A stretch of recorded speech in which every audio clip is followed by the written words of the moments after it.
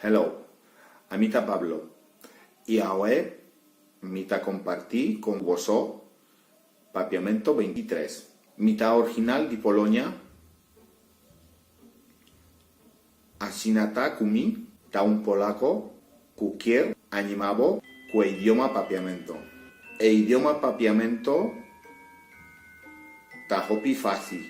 Asinata kumi ta quere cuden 6 luna mita papiamento bon. Yo soy Jern y me imagino que ya tuvieron un clase de papiamento por allí, que Pablo lo hizo muy bien, y así que eso sirve para animar a cada uno de ustedes que están aprendiendo también el idioma papiamento.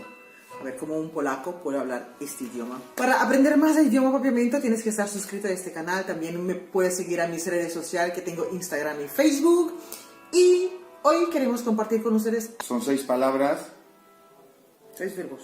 Sí, 6 verbos que son así como contrario. Bueno, hoy aprende con nosotros 6 verbos. ¿Sí? Pues es empezar y terminar. Cómo empezamos y cómo terminamos. Así, empezar y terminar. Empezar. Empezar es começar. Começar. Empezar es começar. Começar. Y terminar. Terminar es caba.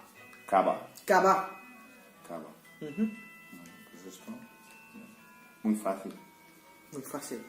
Empezar, começar, terminar, caba. Abrir y cerrar. Abrir y cerrar. Abrir es abrir. Abrir. Abrir. Y cerrar. Y cerrar, será. Será. Será. Con S, ¿no? Con S. Será. Subir. Subir y bajar.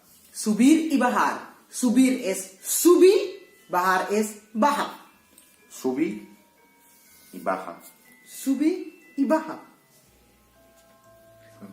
Si ven bien, todo es muy parecido al español, ¿verdad? Sí.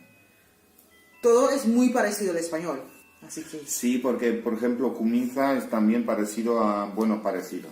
Comenzar. A comenzar, porque hay empezar y comenzar. Comienza. Comienza. Eso es todo por esta semana. Espero que Al principio del vídeo podéis un poquito reír.